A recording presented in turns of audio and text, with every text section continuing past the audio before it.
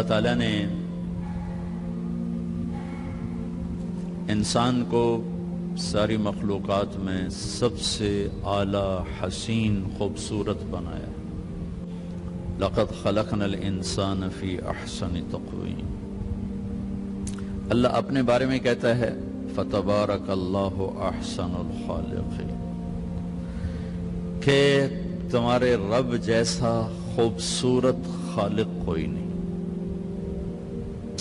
اللہ نے ساری کائنات کے بنانے کو قرآن میں ذکر کیا، پھر اپنا تعارف کروایا فتبارک اللہ رب العالمین، کہ برکت والا ہے کل کائنات کا رب۔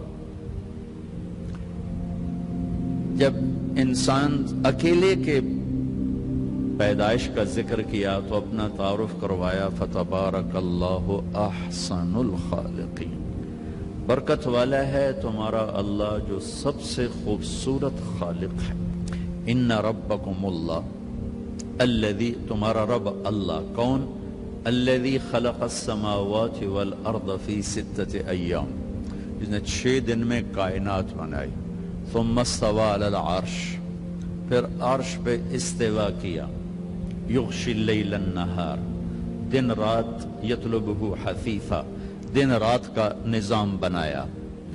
والشمس والقمر والنجوم، سورج، چاند، ستارے، مسخرات بامرہ، سب کو اپنے حکم کے تابع کیا اور اپنے حکم کا غلام بنایا۔ پھر فرمایا فتبارک اللہ رب العالمین، الا لہ الخلق والامر فتبارک اللہ رب العالمین۔ یہ میرے مالک نے کائنات کو بناتے ہوئے اپنا تعارف کروایا، میں رب العالمین۔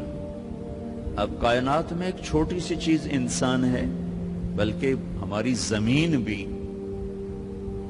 دیکھنے کے مقام پر نہیں، اگر ہم بہت اوپر چلے جائیں تو زمین نظر ہی نہیں آتی، بلکہ پورا سولر سسٹم ہی نظر نہیں آتا جو 7.5 ارب میل میں پھیلا ہوا ہے، تو اس میں انسان تو ایک نقطہ بھی نہیں ہے۔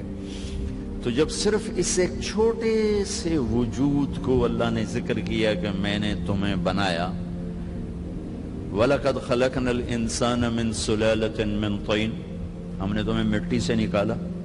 ثُمَّ جَعَلْنَاهُ نُطْفَةً فِي قَرَارٍ مَكِينٍ، پھر ہم نے تمہیں ایک مضبوط ٹھکانے میں جگہ دی۔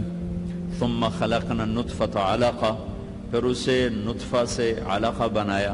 فَخَلَقْنَا الْعَلَقَةَ مُضْغَةً، پھر اسے ایک لوتھڑا بنایا۔ فَخَلَقْنَا الْمُضْغَةَ عِظَامًا، پھر اس میں ہڈیوں کو پرویا۔ فَكَسَوْنَا الْعِظَامَ لَحْمًا، پھر ہڈیوں پر گوشت کو۔ ثُمَّ أَنشَأْنَاهُ خَلْقًا آخَرَ، پھر تمہیں یہ ایک خوبصورت شکل ماں کے پیٹ میں دی۔ پھر اللہ نے اپنا تعارف کروایا فَتَبَارَكَ اللَّهُ أَحْسَنُ الْخَالِقِينَ، برکت والا اللہ ہے جو بہت خوبصورت خالق ہے۔ سورج، چاند، ستارے، زمین، آسمان، پہاڑ، دریا، وادیاں، کیا خوبصورت نظارے ہیں۔ وہاں نہیں کہا احسن الخالقین کہ میں بہت خوبصورت بنانے والا ہوں۔ صرف یہ انسان 5 فٹ 6 فٹ اس کو کہتا ہے، اس کو بنانے کے بعد کہتا ہے کیا کہنے تیرے بنانے والے کے جو سب سے خوبصورت بنانے والا ہے، الخالق۔ اچھا، خالق کسے کہیں اور صانع کسے کہیں؟ صانع انسان کو بھی کہہ سکتے ہیں اور مجازن خالق انسان کو بھی کہہ سکتے ہیں، لیکن خالق اپنے اصل مطلب میں صرف اللہ پہ صادق آتا ہے اور کسی پہ نہیں۔ صانع وہ ہے جو میٹیریل سے چیز بنائے۔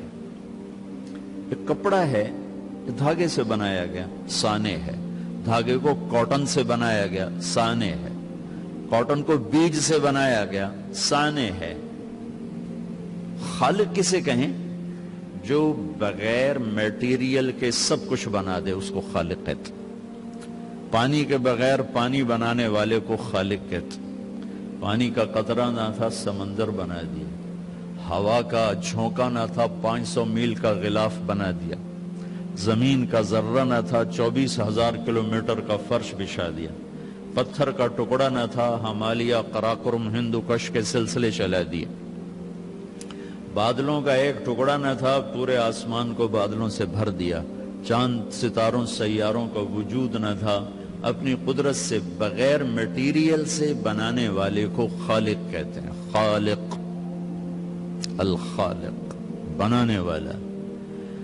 ہاں، تو اللہ تعالیٰ لقد خلقنا الانسان فی احسن تقویم، کہ ہم نے، تم کچھ نہ تھے، تمہارا کوئی میٹیریل موجود نہ تھا جس سے ہم نے تمہیں بنایا، تو ہم نے تمہیں سب سے خوبصورت بنایا ہے، اور پھر تمہیں ہی سب سے بدصورت بنایا ہے۔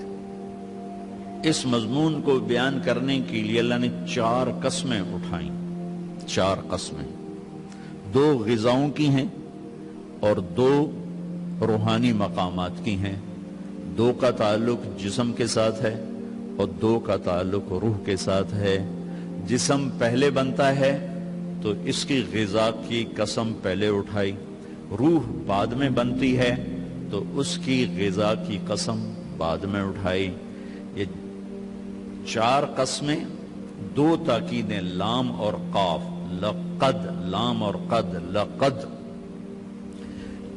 4 قسمیں، 2 تاکیدیں تو اس لیے اٹھائیں کہ اللہ تعالیٰ کی مخلوق میں بے شمار لوگ ایسے ہیں جو کہتے ہیں کہ کائنات بھی خود بخود بنی ہے اور انسان بھی خود بخود بنا ہے، اس کا کچھ کہتے ہیں کوئی اینڈ نہیں، ایسے ہی چلتی رہے گی، کچھ کہتے ہیں بس ایسی بغیر کسی نتیجے کے ختم ہو جائے گی۔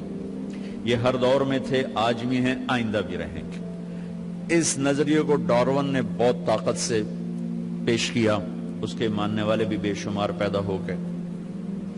تو اللہ تعالیٰ نے 4 قسمیں اٹھا کر کہا کہ تم خود بخود نہیں بنے، بنائے گئے ہو۔ ہمارے شاعر اقبال رحمۃ اللہ علیہ، میں کہا ہمارے ان بچوں کو پتہ بھی نہیں ہوگا اقبال کون ہے۔ 96 میں انڈونیشیا گیا تو اس وقت وہاں عبوری حکومت تھی، اس کے صدر تھے جنرل حبیبی۔ ان سے ہمارے ساتھیوں کی ملاقات ہوئی تو وہ کہنے لگے کہ ہم نے اپنے ملک میں جو تحریک آزادی چلائی اس کی بیس 2 باتیں بنائیں۔ ایک آپ کے اقبال کی شاعری، اس کو ٹرانسلیٹ کروایا اپنی زبان میں، اور ایک آپ کے لیڈر محمد علی جناح رحمت اللہ علیہما کی تقاریر، ان کو ہم نے اپنی زبان میں ٹرانسلیٹ کروا کر اپنے نوجوانوں کو بیان کر کے ہم نے ابھارا۔ میں کہا ہمارے نوجوانوں کو پتہ ہی کوئی نہیں اقبال کون ہے، محمد علی جناح کون ہے، وہ تو وہ پیسہ ہی چاہیے بس۔ بڑا ڈاکٹر وہ ہے جس کا کلینک بڑا ہو، جس کا ہاسپٹل چل جائے، جو زاہد کی طرح پرنسپل بن جائے، وہ بڑا ڈاکٹر ہے۔ جس کی نہ چلے وہ چھوٹا ڈاکٹر ہے، جس کی پریکٹس نہ چلے وہ چھوٹا ڈاکٹر ہے، جس کی چل جائے وہ بڑا ڈاکٹر ہے۔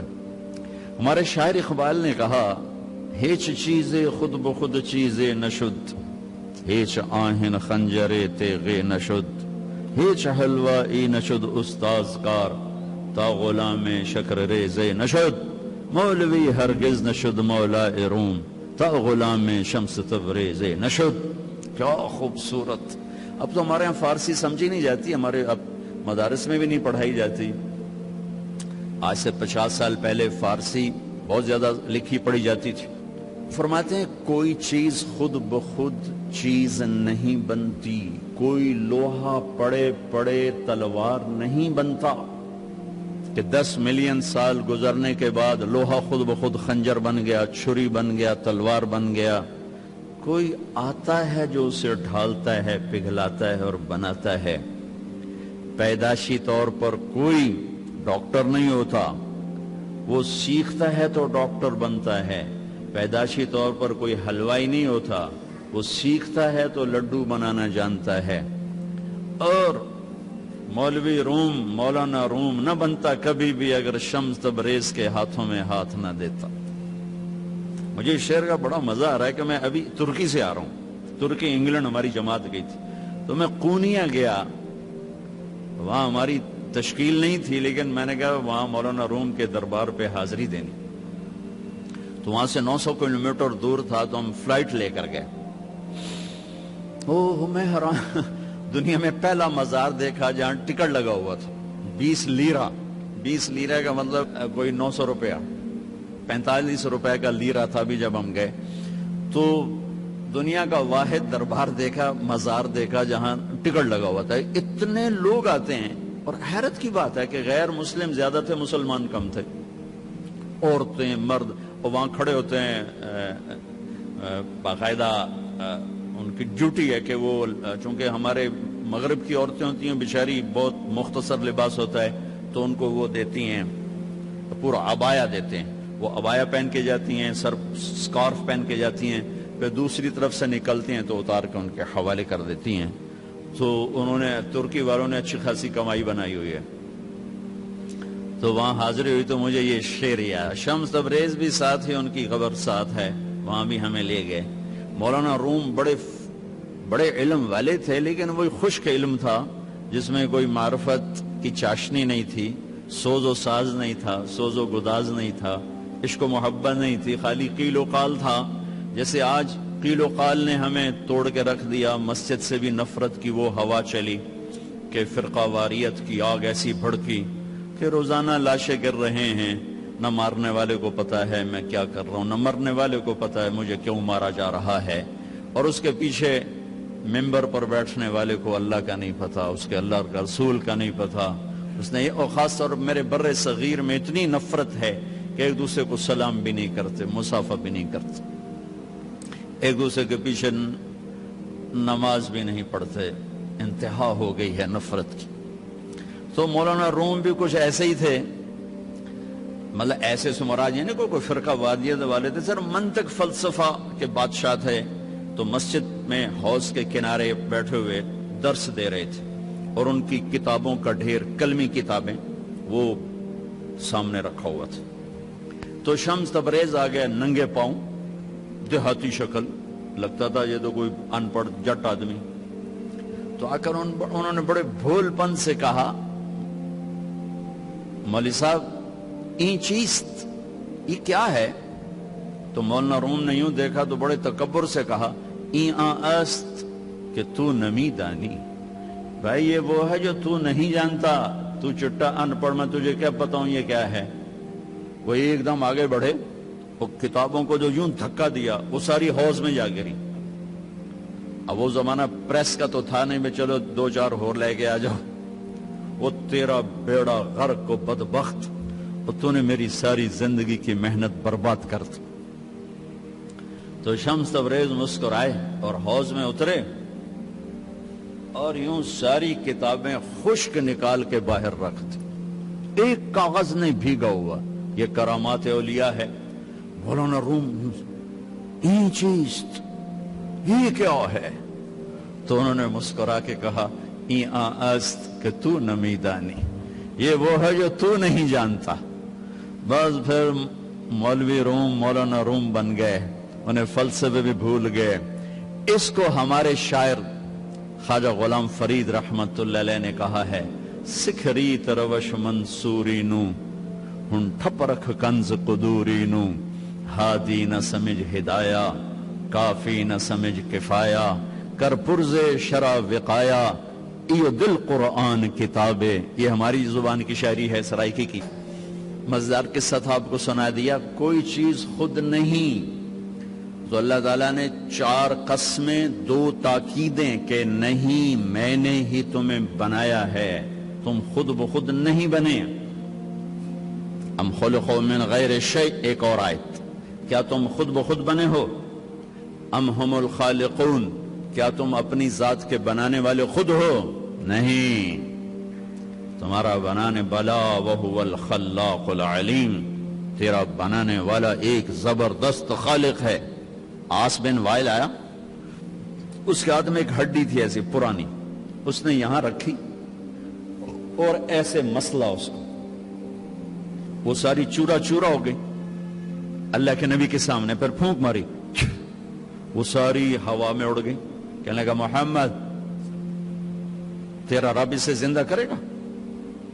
کیا تیرا رب اسے زندہ کرے گا؟ یہ تو ریت بن کے اڑ گئی. جبریل آ گئے فوراً کہ یا حبیب اللہ، یا رسول اللہ، میرے رب کا پیغام سنا دیں، پیغام سنا دیں. اولم یر الانسان انا خلقناہ من نطفۃ فاذا هو خصیم مبین. دیکھو دیکھو جس کو میں نے گندے پانی سے بنایا آج مجھ سے مناظرے کرتا ہے، مجھ سے مناظرے کرتا ہے. وضرب لنا مثلا ونسی خلقہ، اور مجھے مثالیں دیتا ہے کہ اسے کون زندہ کرے گا، اور اپنی پیدائش بھول گیا. قال من یحیی العظام وہی رمیم، کہتا ہے اس ہڈی کو کون زندہ کرے گا؟ قل، کہو میرے حبیب، یحییھا الذی انشأھا اول مرہ، اسے وہ زندہ کرے گا جس نے اسے پہلے بنایا تھا.